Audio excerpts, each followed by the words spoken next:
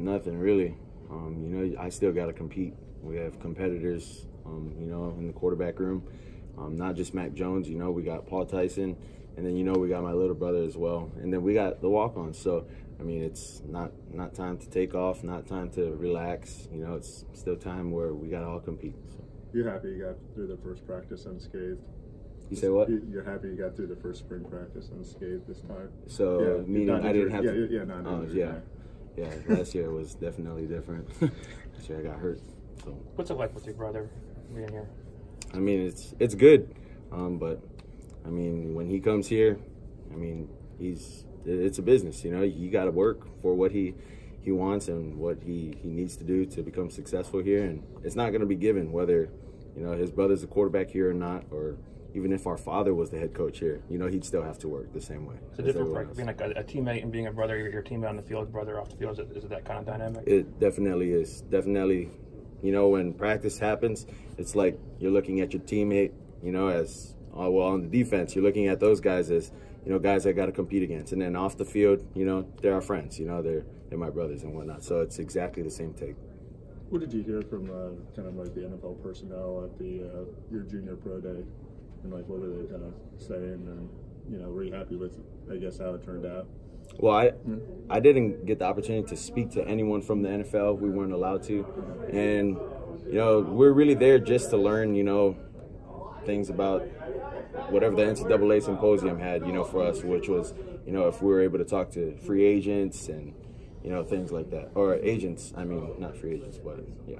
What was that experience like in Indy this year? I mean, you were one of several guys that got to kind of experience that before you actually have to experience it. I think it was a good experience, great experience, especially for, you know, guys like us. We have that opportunity to go out and experience, you know, things before we actually do experience it. So, you know, how agents work, you know, and agents can come in many forms. You know, I mean, the obvious one, you know, you can't take benefits. So, I mean, just little things like that, things you already know, and then, you know, there's other things that fall along those lines. When you reflect on last year, what are some of the memories? What are the things that stand out when you think about your first year starting? You know, I can't think too much about the good because, you know, a lot of the bad still stands there. But I think the biggest takeaway for me for last year would be the things that I didn't correct, you know, throughout the little games. You know, throughout the games where we played teams that, you know, weren't up to our, you know, kind of competition. You know, we kind of made a lot of mistakes and we could get away with it. But, you know, ended up catching up to us. And, you know, I think that's something big that we can, you know, all take from, you know, as a team. You obviously had a lot of personal success last year, but how much are you kind of focusing on some of those games that didn't go your way, Georgia, Clemson, against elite defenses that, you know, were a struggle at times?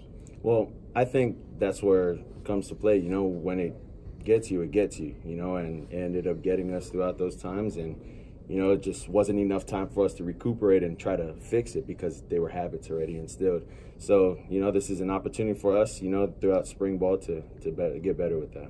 What did Clemson do that was effective in defending you? Well, I mean, they have really good defense. They had a really good front seven. They had really good DBs. Their defense coordinator, I mean, he called a great game. You know, I think the biggest thing is the way they disguised their coverages, how they went about doing things. They made it look like one thing pre-snap, and then post-snap was totally different thing. So I think they did a really good job throughout that. We'll talk about the transition from going from Brian Dable to, you know, now Sark, I mean, and then having, you know, Enos and a combination of Bloxley last year. I mean, how has that been, and like, how is, you know, Sark different than those three other guys? Well, I think you can't really compare all the coaches. You know, you look at it more so as, you know, these guys have their own way of coaching. These guys have their own style, and you just gotta kind of learn to go with it. You know, because at the next level, it's not always going to be the same person. And so you got to be able to adjust, and you got to be able to go with it as well. So they all have different styles. Coach Loxley was one way, you know, Coach Dable was another way. And, you know, with our offense that we're running now, it's different too.